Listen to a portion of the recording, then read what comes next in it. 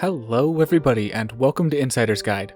Today, courtesy of our friend Skier72, we're discussing the most underrated of Banff's big three ski resorts, Mount Norquay. Often overshadowed by Lake Louise and Sunshine Village, Norquay offers its own charm that's worth checking out as well. We'll dive into exactly why that is and a whole lot more, so let's go ahead and jump into an Insider's Guide to Ski Resorts, Mount Norquay.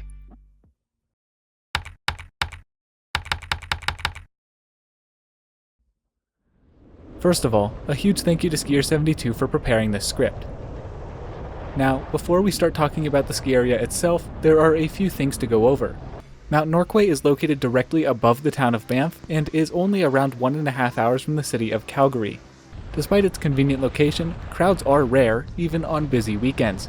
This makes Norquay an excellent choice to visit on a busy day when all the other mountains are packed. To access the mountain from the Trans-Canada Highway, you will need to drive up a road that switchbacks 7 times. If you don't want to take this road, another good option is parking at the former Banff train station, also owned by Norquay. Parking is free at the station and the ski resort offers a free shuttle service that runs every half hour. Additionally, both Sunshine and Lake Louise run shuttles from the station, and Rome Transit offers several bus routes into Canmore and Banff that terminate at the train station. If you drive up, Norquay has one main parking lot. This lot is long and thin, and if you park at the end, it can take a while to walk to the ski area. There is an overflow lot that rarely gets used.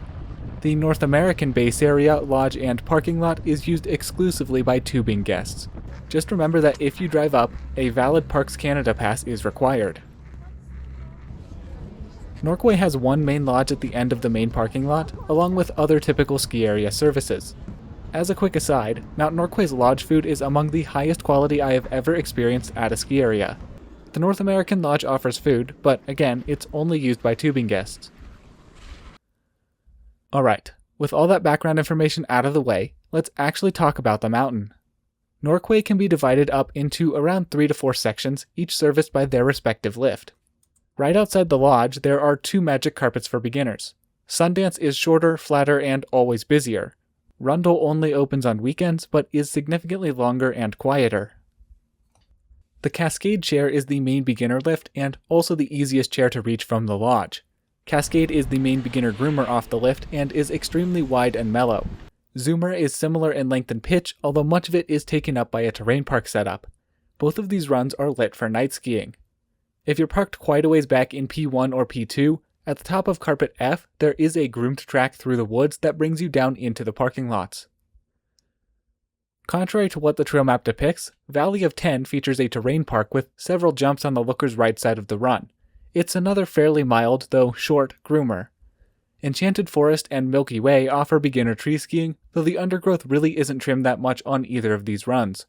Constellation is another groomer that is, in my opinion, the best way to access the Spirit Chair from the Cascade area.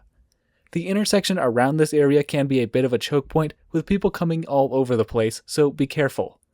The other main route to access the Spirit Chair is by taking Scooter. Despite how flat it looks on the map, the run has a decent pitch the entire way down. While lift lines are usually non-existent at Norquay, the Spirit Chair can be the exception. Usually, the lineups on the looker's left side are much worse than the lines on the right side. If you're heading to the Mystic Chair from the base area, another option is just to take Scooter, skip the Spirit Chair entirely, and push yourself along Mystic Trail. More on that later though. Below the midstation on the Spirit Chair, the runs are extremely mellow. Beyond the midstation, the terrain gets much steeper. Spirit Traverse to Shooting Star is the main way of returning to the base lodge. Just be aware that Shooting Star is a bit steeper than a traditional green and can get somewhat icy. Asteroids is a short mogul run that is always empty. Rob's Run is one of Norway's signature runs and is an extremely steep and icy groomer. It's often closed for race training, but if it's open, it's quite fun. Ray's Run is another mogul run directly under the chair, while Abracadabra is an extremely steep blue cruiser that could pass off as a black. The Spirit Chair midstation services several gentle, albeit short groomers that all feel pretty similar. Out of these, Phantom is always the quietest due to its somewhat hidden entrance. To get back to the lodge from the midstation, you'll have to cut across Rob's Run and take either Elves' Alley or Cascade Connector. Taking this route means you'll have to either push along a flat section near the base or take the Cascade Chair back up. This is why I much prefer taking Spirit Traverse to return to the lodge. Finally, Lower Abracadabra is, in my opinion, one of the best beginner cruisers on the mountain. While the other green runs feel fairly short and mostly uninteresting, Lower Abracadabra feels much longer overall.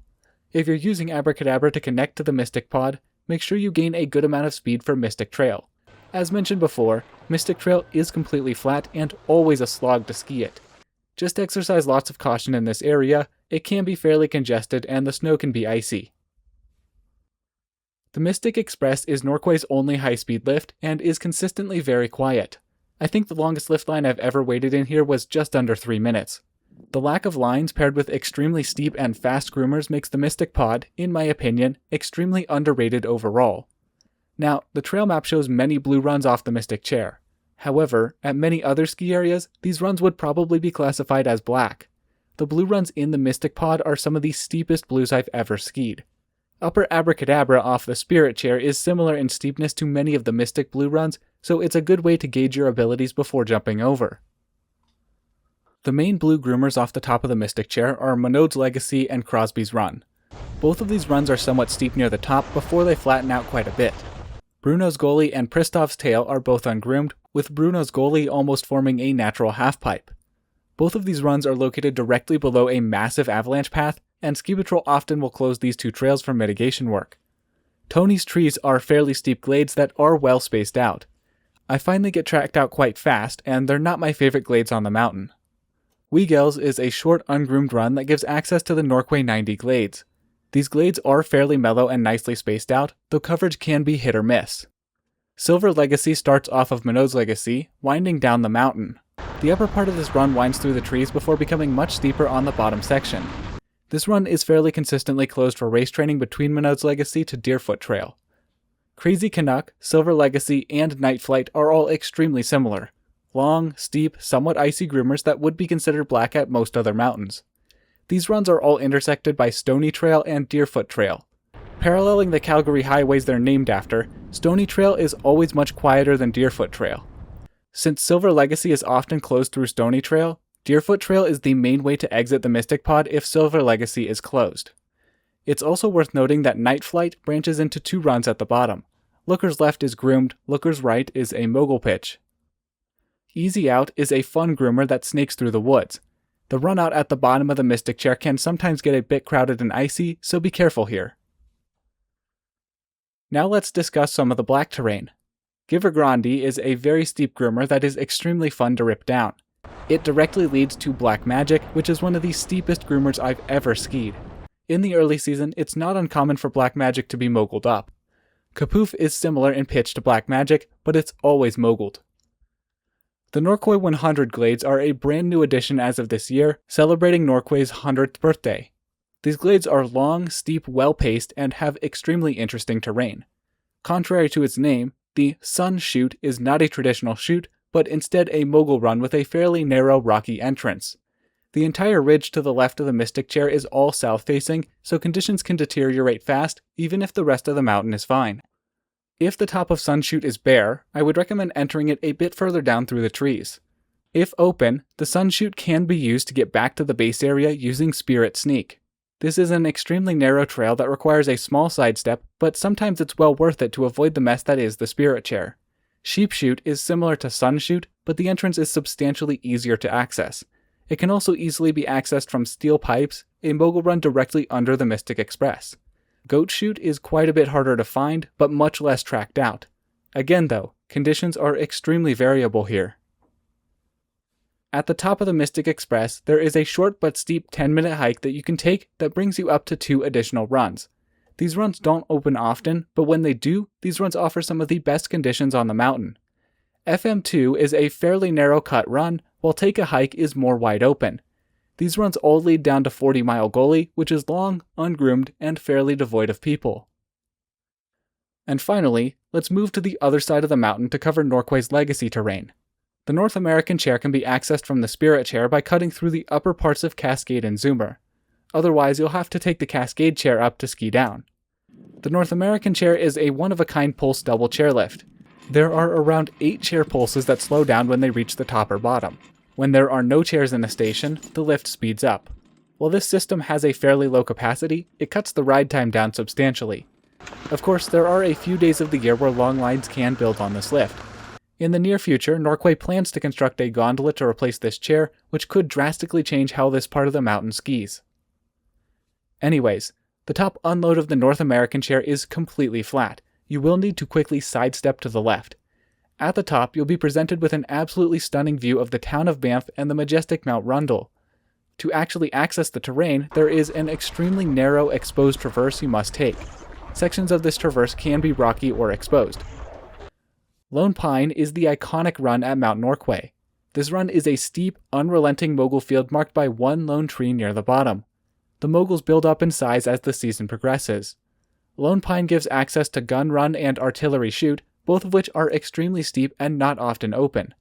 Norquay Gully sits below an avalanche path and is a fairly long run. Sunnyside is the remnants of what used to be the access to a run that started above the Spirit Chair. The run was permanently closed in the 1970s, leaving a short, fairly unremarkable trail. Memorial Bowl is one of the other main runs. As the name suggests, it follows a natural gully the entire way down and is filled with large moguls. North American is another classic run that provides incredible views of Banff. The access to North American can be rocky and exposed at times, so I would recommend looking just a bit further down for an unofficial trail through the trees. North American branches into Widowmaker and Robinson's Return at the bottom. Widowmaker used to be a much longer run and extended down the mountain to join up with the old Ski Out. Speaking of which, the old Ski Out ran from the bottom of the North American chair and ended at the Juniper Hotel next to the Trans-Canada Highway. This run has not been an official trail for years. However, it's still clear enough that in a good snow year, you can make the descent if you really want to. Boundary Bowl, when conditions are good, is my favorite run at Norquay. It faces straight south, so conditions can deteriorate quickly. However, the views are absolutely stunning, and the bowl itself skis incredibly. All of these runs filter onto Tunnel Traverse, which is actually groomed. Memorial Cliffs is fairly overgrown and has a long flat section near the bottom. I have never seen Redline open.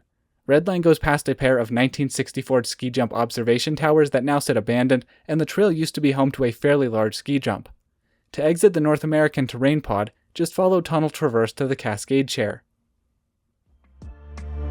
Alright, that's about all you'll want to know before visiting Mount Norquay. Once again, a huge thank you to Skier72 for preparing this script. I'd like to give a shout out to these two channels for correctly guessing the mystery run in the late season basics video. If you want to be shouted out just like this, keep an eye out for mystery runs in future videos and guess them in the comments. As always, we'd love to hear any questions or comments down below. Thank you all so much for watching. All my love, I'm out.